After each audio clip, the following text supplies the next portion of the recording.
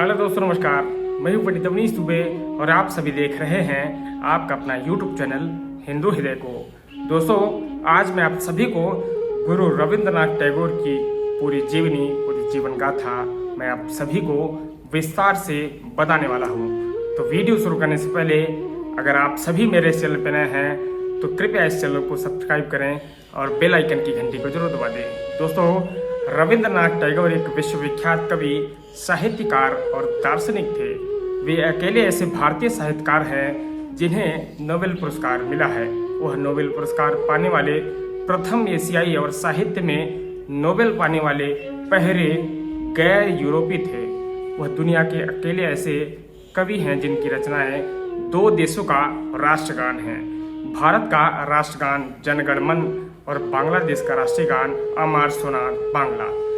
गुरुदेव के नाम से प्रसिद्ध रविंद्रनाथ टैगोर ने बांग्ला साहित्य और साहित्यिक संगीत को एक नई दिशा दी। उन्होंने बंगाली साहित्य में एक नए तरह के पद्य और गद्य बोलचाल की भाषा का भी प्रयोग किया। इससे बंगाली साहित्य और क्लासिक संगीत के प्रभाव से मुक्त हो गया।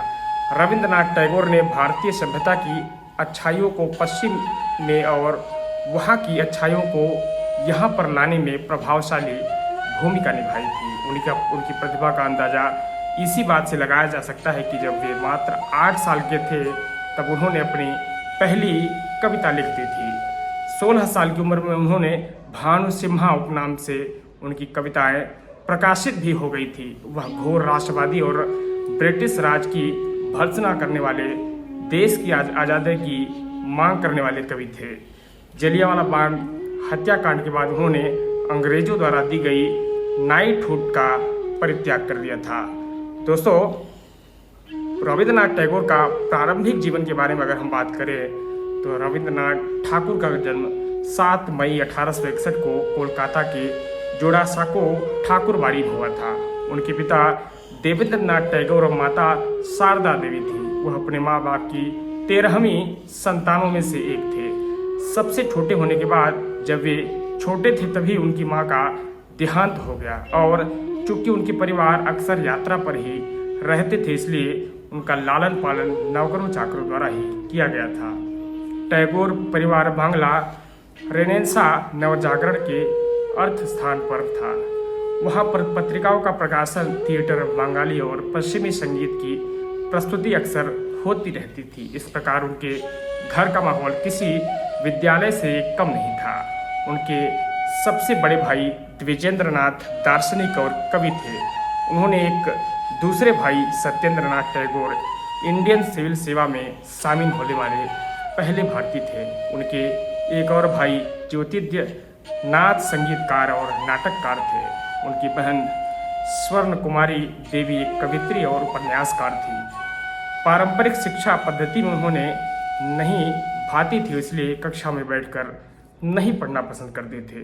वह अक्सर अपने परिवार के सदस्यों के साथ परिवार के जागीर पर घूमा करते थे। उनके भाई हेमंत नाथ उन्हें पढ़ाया करते थे। इस अध्ययन में तैराकी, कसरत, जूडो और कुश्ती भी शामिल थी। इसके अलावा उन्होंने ड्राइंग, शरीर रचना, इतिहास, भूगोल, साहित्य, गणित, संस्कृत और अंग्रेजी भी सीखा। आपको ये जानकर हैरानी होगी कि औपचारिक शिक्षा उनकी इतनी नापसंद थी कि कोलकाता के प्रेसिडेंसी कॉलेज में वे सिर्फ 1 दिन ही गए थे। अपने उपनयन संस्कार के बाद रविंद्रनाथ अपने पिता के साथ कई महीनों के लिए भारत भ्रमण कर निकल चुके थे। हिमालय स्थित पर्यटन स्थल डलहौजी पहुंचने से पहले वह परिवार के जागीर शांति निकेतन और अमृतसर भी गए। डलहौजी में उन्होंने इतिहास, खगोल विज्ञान, आधुनिक विज्ञान, संस्कृत जीवनी का अध्ययन किया और कालिदास के कविताओं का विवेचना भी की। इसके पश्चात रविंद्रनाथ जोड़ासांको लौट आए और वे 1877 तक अपनी कुछ महत्वपूर्ण रचना कर डाली थी। उनके पिता देवेंद्रनाथ उन्हें बैरिस्टर बनाना चाहते थे, इसलिए उन्होंने रविंद्रनाथ को सन 1878 में इंग्लैंड भेजा था। उन्होंने यूनिवर्सिटी कॉलेज लंदन में लॉ की पढ़ाई के लिए दाखिला लिया। कुछ समय बाद उन्होंने पढ़ाई छोड़ दी और शेक्सपियर और कुछ दूसरे साहित्यकारों की रचनाओं का स्व अध्ययन किया। सन 1880 में बिना लॉ की डिग्री लिए ही वे बंगाल वापस लौट आए थे। वर्ष 1883 में उनका विवाह मृणालिनी से देवी से हो गया। दोस्तों, अब बात करते हैं उनकी कैरियर के बारे में। इंग्लैंड से वापस आने पर और अपनी शादी के बाद से लेकर सन 1901 तक का अधिकांश समय रविंद्रनाथ ने सियालदा यानी अब बंगाल में बांग्लादेश में स्थित है अपने परिवार की जागीर में बिताया। वर्ष 1998 में उन्होंने उनके बच्चे और पत्नी भी उनके साथ यहाँ रहने लगे। उन्होंने दूर तक फैले अपने जागीर में बहुत भ्रमण किया और ग्रामीण और गरीब लोगों का जीवन करीब से देखा है। वर्ष 1891 से लेकर 1895 तक उन्होंने ग्रामीण बंगाल के पृष्ठभूमि पर आधारित कई लघुकथाएं भी लिखी थी।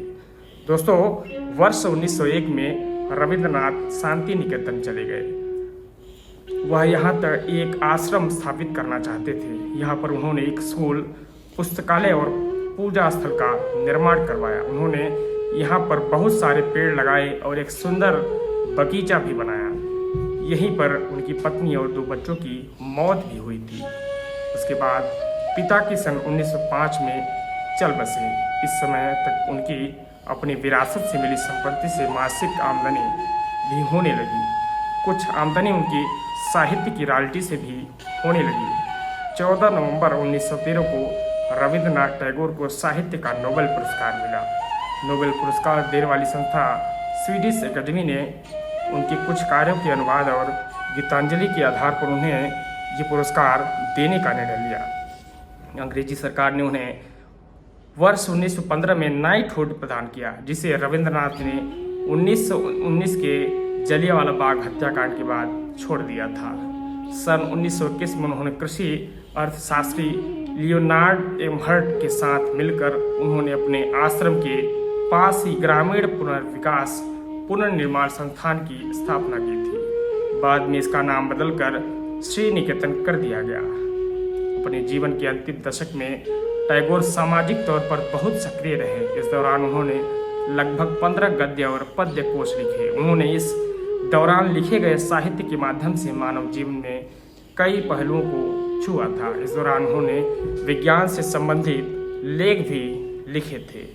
दोस्तों, अब बात करते हैं उनके अंतिम समय की। उन्होंने अपने जीवन के अंतिम 4 साल की पीड़ा बीमारी से बिताए। वर्ष 1937 के अंत में वे अचेत हो गए और बहुत समय तक इसी अवस्था में रहे।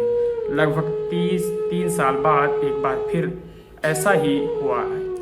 इस दौरान वह जब कभी भी ठीक होते कविताएं लिखने लगते थे। इस दौरान लिखी गई कविताएं उनकी बेहतरीन कविताओं में से एक है। लंबी बीमारी के बाद 7 अगस्त 1941 को उन्होंने इस दुनिया को अलविदा कह दिया। दोस्तों, उम्मीद है वीडियो आप सभी को ज़रूर पसंद आया होगा, और पसंद आया होगा तो इस वीडियो को अवश्य शेयर करें और एक लाइक जरूर करके जाएं।